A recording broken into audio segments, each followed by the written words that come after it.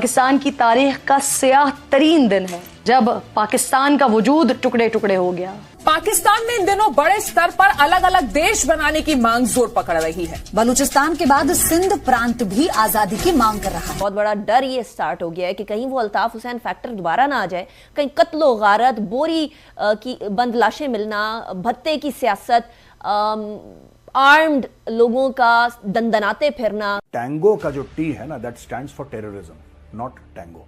हम तो चाहते हैं अमन हो, हम चाहते हैं शांति हो, लेकिन भारत ही है जो हठधर्मी का मुजाहरा कर रहा है। भारत ही है जो कह रहा है कि नहीं, हमें नहीं पाकिस्तान के। तो बिल्कुल बात सुनो, पाकिस्तानी अगर पाकिस्तान से बेदखल हो रहे हैं।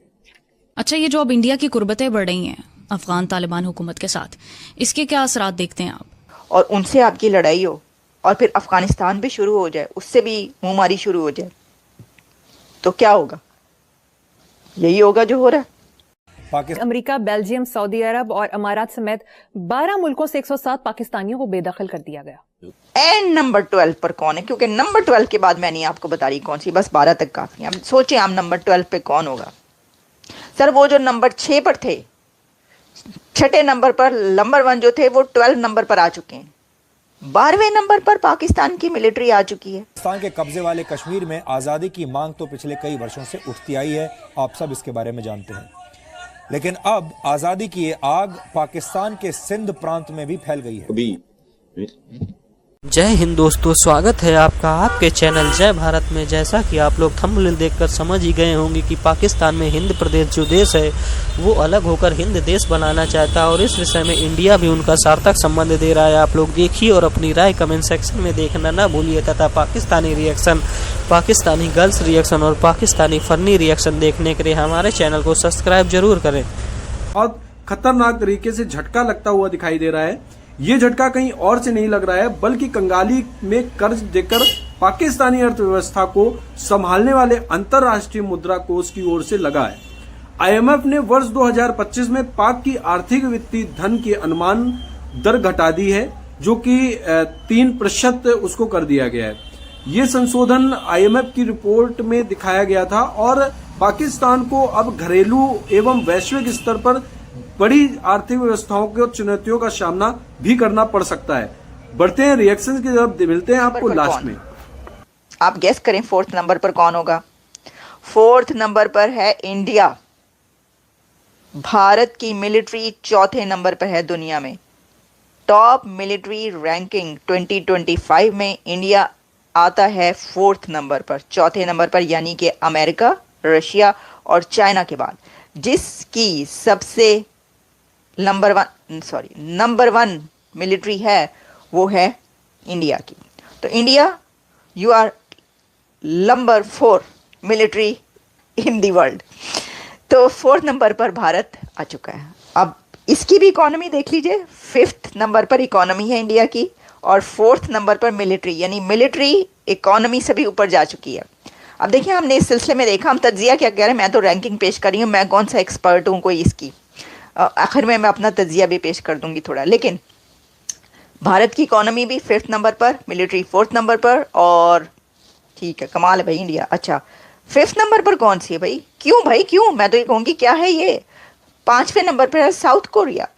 अब साउथ कोरिया की जो मिलिट्री है वो 5वें नंबर पर क्यों है? इतनी साउथ कोरिया को क्या पड़ गई? इकोनॉमी तो इनकी नहीं है 5वें नंबर पर ना, तो फिर ये इसकी क्या ज़रूरत थी? अच्छा, 6 नंबर पर है यूनाइटेड किंगडम की, यूके की, और यूके की इकोनॉमी जो है वो भी बड़ी गंदी जा रही, कोई इतनी अच्छी नहीं है यानी, तो वो 6ठे नंबर पर है, लेकिन फिर भी। अच्छा, 7वें नंबर पर, 7th पर फ्रांस है, 8 पर जापान है, 9 पर देखें कौन है भाई? 9 पर तो देखें आप कौन है। दुनिया की ग्लोबल रैंकिंग में 2025 में 9 नंबर पर है तुर्की। तैयब उर्दवान साहब आ गए हैं। मतलब और कुछ नहीं करना आपने, बस ये 9वें नंबर पर आ जाएं आप तुर्की, आप 9 नंबर पर आ गए। इसका मतलब है कि उन्होंने उनकी बड़ी है, मतलब बना लिया उन्होंने अपनी फौज को। वो देखें ना, वैसे भी आपको पता ही है कि वो जो तैयब उर्दवान के खिलाफ कू हुआ था, तो कैसे उन्होंने पकड़ के फौजियों को बंद किया था और वो वापस जेलों में भेजा था। तो वो तो मैं समझ रही थी कि वो डेमोक्रेसी ही ताकतवर है वहाँ पे, पता ही चला कि उनकी मिलिट्री भी जो है वो 9वें नंबर पर है। अच्छा, यानी एक मुस्लिम कंट्रीज़ के अंदर आ गया है। टॉप 10 में एक सिर्फ मुस्लिम कंट्री आ रहा है मिलिट्री के में, और वो है Turkey.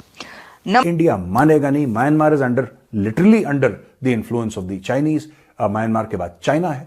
Who is there to support Bangladesh? American are sending indirect help through the Pakistanis, और पाकिस्तानी फिर से इस गेम में दलाली खाएंगे, क्योंकि यह पाकिस्तान का नेशनल कैरेक्टरिस्टिक है।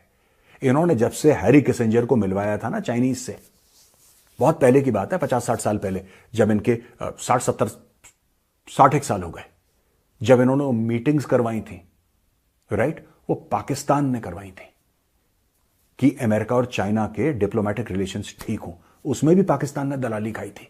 जब अफगानिस्तान में आग लगाई थी तब भी पाकिस्तान ने दलाली खाई थी। अब भी पाकिस्तानी दलाली खाने के चक्कर में यह काम करवा रहा है, ठीक है। और वहां पे क्या हो रहा है विदेश में, आपको पता है?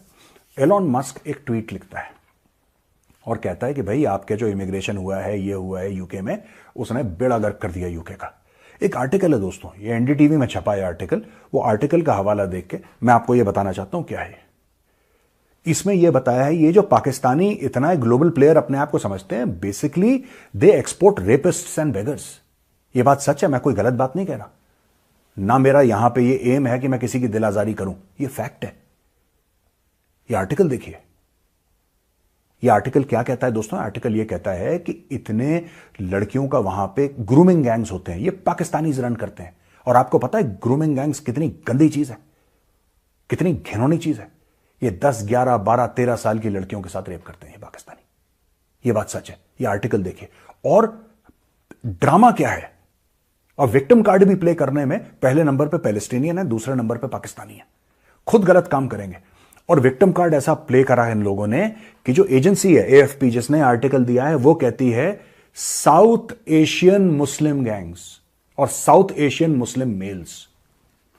साउथ एशियन, आप में हिम्मत होनी चाहिए, आप डायरेक्टली लिखो ना यार, आप डायरेक्टली लिखो पाकिस्तानी। साउथ एशिया में तो इंडिया भी आता है, साउथ एशिया में श्रीलंका भी आता है, राइट, साउथ एशिया में बांग्लादेश भी आता है। आप लिखो उसमें कितने लोग हैं, उनके नाम लिखो, उनकी शक्लें डालो और बोलो कंट्री ऑफ ओरिजिन क्या है इनका, ये कौन से देश से आते हैं। अगर उसमें कोई इंडियन है, और ये मैं चैलेंज करके बोल रहा हूं, अगर कोई इंडियन है लिखो ये इंडियन ओरिजिन का है, लिखो। What do you mean by South Asian Muslim?